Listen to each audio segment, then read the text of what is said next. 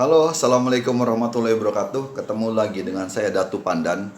Kali ini saya akan membahas tentang radiologi dengan tema pemeriksaan radiografi torak pada bayi dan anak di bawah 2 tahun. Pemeriksaan torak adalah pemeriksaan yang sudah kita pelajari dari bangku kuliah semester 1.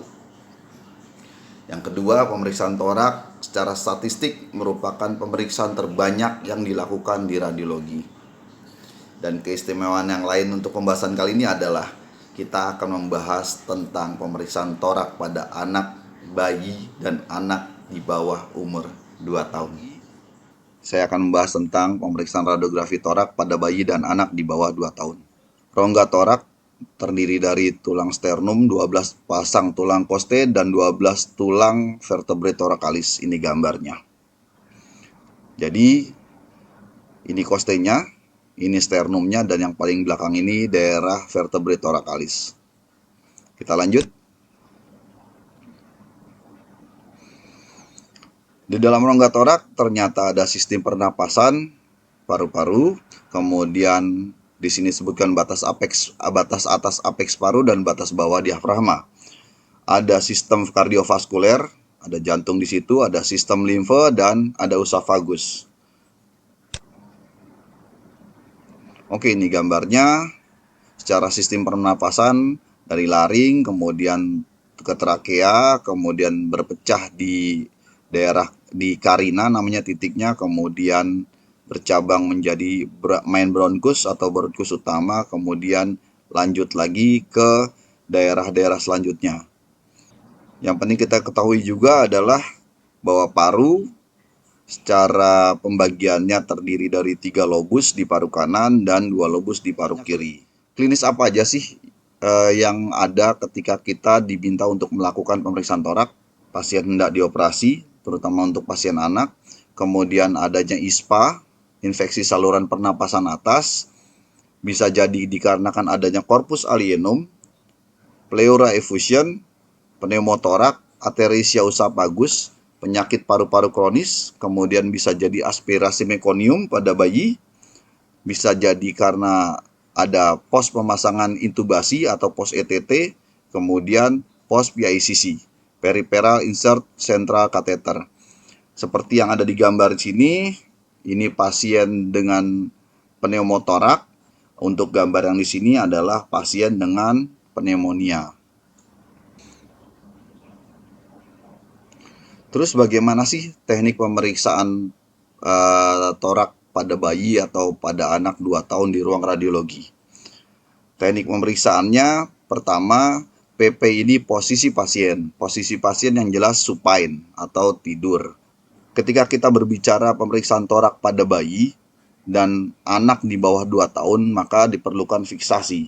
Fiksasi bisa dilakukan oleh pengantar pasien, orang tua, maupun kalau misalnya di ruang perina mungkin sama perawatnya. Oke, kita lanjut. Lebih mudah dilakukan dengan cara memfiksasi di daerah kaki dulu. Jadi ini contoh gambarnya di mana kedua tungkai bawah disatukan, kemudian difiksasi di daerah lutut, baik dipegang atau difiksasi dengan bantal pasir. Kalau tidak ada bantal pasir, mungkin dipegang oleh pengantar pasien. Jadi kita lihat lututnya disatukan, kemudian difiksasi atau dipegangin di daerah lututnya. Seperti ini. Ini kita bisa lihat di gambar kedua, sama keterangannya, hanya saja ini dibantu dengan karet timbal. Dengan karet timbal bisa lebih fix. Kalau misalnya ada karet timbal yang cukup besar, kita memanfaatkan dari bekas apron. Dengan seperti ini, dia lebih fix lagi di daerah kakinya. Dan kita diuntungkan juga ketika kita memfiksasi dengan karet timbal, maka secara otomatis kita bisa menutupi daerah gonad dari pasien. Kita lanjut. Fiksasi kedua, jadi kedua tangan ini diletakkan di sisi kepala, kemudian fiksasi tangan pasien dilakukan di daerah siku. Kita lihat, kita fiksasi di daerah siku, kepala tidak boleh berotasi, dan diposisikan jangan terlalu menunduk. Kita bisa lihat di sini lengan dari pasien di kiri dan kanan difiksasi di daerah siku, dijepit, kemudian dirapatkan ke daerah kepala. Ini bisa membuat kepala juga tidak berotasi. Setelah kita bisa memfiksasi dengan baik di daerah kaki dan kemudian di daerah tangan. Kita pastikan tidak ada rotasi dari tubuh pasien. Kita bisa mengatur sinar dari kolimasi, di mana sinar ini tegak lurus kaset dengan pusat sinar diletakkan di kedua puting anak pada pertengahan kaset. Jadi kita bisa lihat biasanya berdasarkan pengalaman yang ada, kita letakkan CP-nya ini atau central point-nya di antara kedua buah puting dari pasien.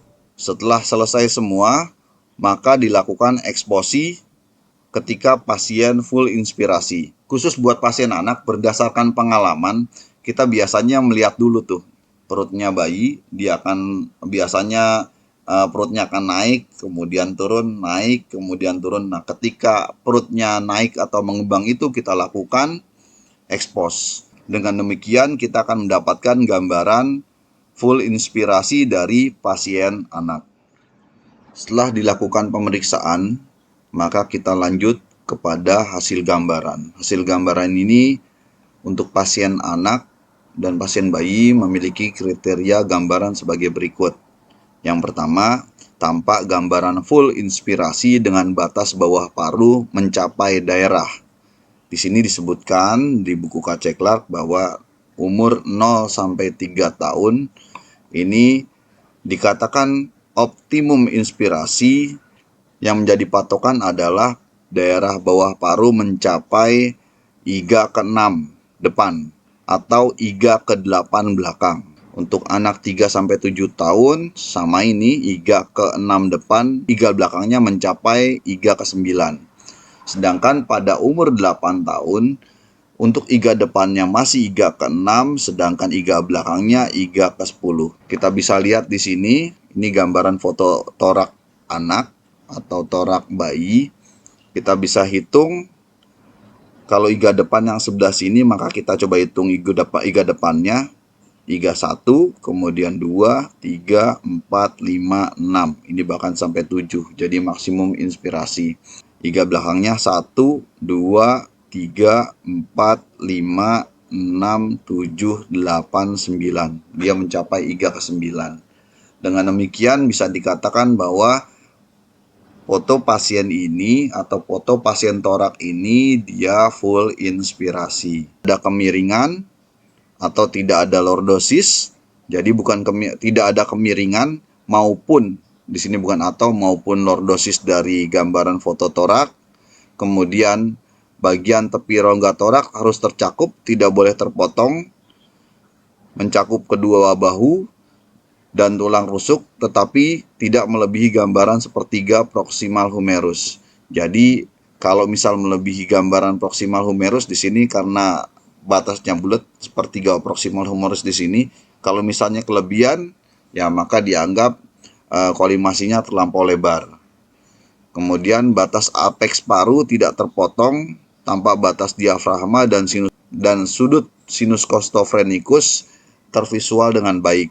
Jadi batas atasnya ini harus tercakup, kemudian sinus costophrenikusnya pun harus tercakup. Daerah lateralnya tidak boleh terpotong juga.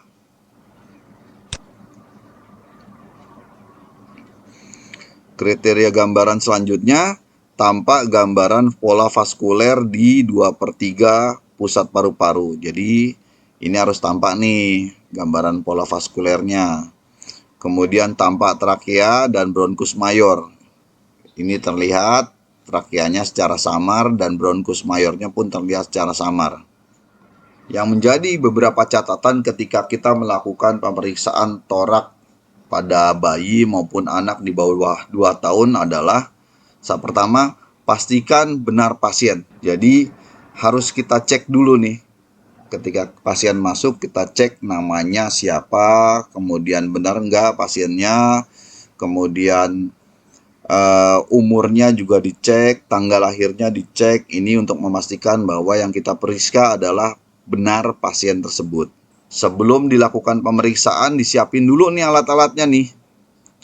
Entah itu alat ronsen, entah itu alat bantunya. Kemudian ketika masuk kita bisa lihat pasiennya, kita siapkan juga faktor eksposinya. Jadi kita siapkan semuanya dulu. Ketika semuanya siap, baru kita lakukan pemeriksaan. Pasiennya baru diposisikan, difiksasi kaki, difiksasi tangan, kemudian dilakukan eksposi. Kalau misalnya ini tidak disiapin, terutama faktor eksposinya yang ada kadang-kadang radiografer melakukannya, pasiennya difiksasi dulu nih untuk anak, fiksasi kaki, fiksasi tangan, siapkan kolimasi, tentukan titik kolimasi, kemudian dia buru-buru lari ke meja pemeriksaan, ke control table, baru dia buru-buru tuh atur QV-nya berapa, MA-nya berapa. Ketika mau ekspos ternyata pasiennya sudah bergerak gitu, atau pasiennya sudah bergeser, yang ada malah nanti fotonya mengulang karena pergeseran pasien. Kemudian yang biasa saya lakukan kalau untuk pada pasien-pasien bayi atau pada pasien-pasien anak katakanlah 1 tahun atau 2 tahun, saya menggunakan kaset 18 yang dipasang vertikal. Ini terutama buat pasien bayi. Dipasang vertikal tujuannya apa? Biar bayinya ini nyaman. Kepalanya itu kalau dipasang di horizontal kadang-kadang ada pas di ujung dari kaset, atau kalau sekarang tuh kalau misalnya menggunakan CR, dia ada pas di ujung plate-nya. Itu nggak nyaman, kesian banget kepalanya ada di ujung plate. Di samping nggak nyaman buat pasien, ada kemungkinan nanti dia akan terpotong. Atau seandainya kepalanya di bawah dari kasetnya, maka jadi ini kaset, kemudian kepalanya ada di daerah sininya, di sini badannya, itu yang ada nanti pasiennya jadi agak mendongak. Kalau di sini istilahnya disebutkan gambaran toraknya itu terlihat lordosis. Kemudian eksposi dilakukan pada saat pasien full inspirasi. Seperti tadi yang saya katakan, saya bahas sebelumnya, dengan cara melihat pola nafas dari pasien. Jadi biasanya ketika saya mau ekspos, saya lihat dulu nih nafasnya. Nafasnya di daerah perut. Dia naik, mengembang, mengempis, mengembang, mengempis. Nah itu udah mau mengembang, udah saya siap-siap. Ketika dia full mengembang, itu baru saya ekspos. Dengan demikian biasanya saya dapatkan gambaran paru pasien dalam keadaan full inspirasi. Yang perlu diperhatikan juga adalah kolimasi. Jangan dibuka terlampau lebar. Karena memang pasien anak atau pasien bayi ini sensitif sekali. Kita tahu bahwa respon dia terhadap radiasi ini begitu besar dibandingkan dengan respon pasien dewasa terhadap radiasi yang sama. Oleh karena itu, yang perlu diperhatikan adalah bagaimana kita memberikan kolimasi yang seoptimal mungkin. Tidak besar, tapi juga tidak terlampau mepet. Kalau terlampau mepet, yang ada nanti ketika pasiennya goyang-goyang atau bergerak, malah terpotong. Terpotong malah 2 kali dia dapat dosis radiasi dengan cara 2 kali melakukan pemeriksaan torak pada anak tersebut. Yang perlu diperhatikan juga adalah kenali pesawat ronsen kita. Jadi di beberapa pesawat yang lumayan canggih, katakanlah dengan teknologi oke, ketika kita ready, kemudian kita shoot, itu bisa langsung keluar X-ray-nya, shoot keluar. Tapi di beberapa pesawat yang saya bilang mungkin teknologinya kurang oke, ketika kita ready kita main expose aja, itu kadang-kadang ada jeda ketika kita pencet expose-nya sama keluar X-ray-nya. Nah kalau ketemu pesawat-pesawat ronsen yang seperti itu, kadang-kadang kalau kita nggak kenal sama pesawat kita nggak familiar dengan pesawat kita, ketika kita expose, X-ray-nya belum keluar, nafasnya bayi yang tadinya inspirasi, dia turun nafasnya, perutnya jadi ekspirasi. Itu yang sering terjadi. Jadi kalau kita bisa kenal pesawat kita, walaupun sebenarnya pesawat kita nggak oke, tapi kita tahu jeda keluarnya kapan, itu bisa kita antisipasi untuk ketika pasiennya sudah mau naik perutnya, kemudian turun lagi, pas mau naik kita tembak, cet. Nah itu kita bisa dapetin ketika dia full inspirasi. Ini yang saya katakan bahwa kenali pesawat ronsen yang kita miliki. Kita bisa lihat di gambar yang sebelah kanan, ini tertulis gambaran ekspirasi. Ini pengambilan ronsen ketika kita melakukan eksposi dengan tidak tepat. Ketika tidak tepat, maka gambarannya menjadi terlihat ekspirasi, gambaran ronsen torak yang ekspirasi atau tidak full inspirasi. Kita bisa hitung nih iganya, 1, iga depan, 2, 3, 4. Tadi kan kalau misalnya inspirasi bisa sampai ke 6 kan, harusnya sampai sini. Atau iga belakangnya 1, 2, 3, 4, 5, 6, 7, antara 7 dan 8. Padahal sebenarnya kalau dia full inspirasi, dia bisa sampai 8 atau 9 sampai sini. Efeknya kita bisa lihat jantung kelihatannya jadi memampat atau jadi besar gitu. Ini akan berpengaruh pada gambaran bronkus paru. Yang bisa kita cermati adalah kita harus menghindari rotasi dari pasien dengan cara fiksasi yang benar agar gambarannya simetris. Kenapa harus simetris? Karena ketika gambarannya tidak simetris bisa menyebabkan kesalahan diagnosa besar jantung, kesalahan diagnosa ketika penilaian paru-paru. Pemberian faktor eksposi yang berlebihan pada ronsen dada dapat menyebabkan hilangnya detail paru. Jadi kalau misalnya overexpose, ya detail parunya akan hilang. Kita nggak bisa, kalau misalnya terlampau gelap, ya gambaran bronkusnya nggak bisa dinilai. Kedua lengan jangan sampai masuk ke daerah lapangan paru atau lapangan pemeriksaan. Hindari artefak karena lipatan kulit. Jadi kalau misalnya naruh tangannya nggak benar bisa masuk ke daerah paru, ya juga bisa membuat gambar itu menjadi gagal. Maka itu sebenarnya tangannya itu yang enak dinaikin ke atas seperti ini, difiksasi seperti kita lihat di contoh gambaran posisi pasien. Kemudian di sini kita lihat bagaimana gambaran torak yang berotasi atau asimetris. Jadi pasiennya kepegangnya nggak benar, cenderung miring ke sisi kanan, di sini kanan, cenderung miring ke sisi kanan. Kita bisa lihat ini jantungnya pun jadi kelihatannya nggak normal gitu. Padahal ini karena rotasi dari rongga torak sehingga gambaran parunya juga miring ke arah sebelah kanan.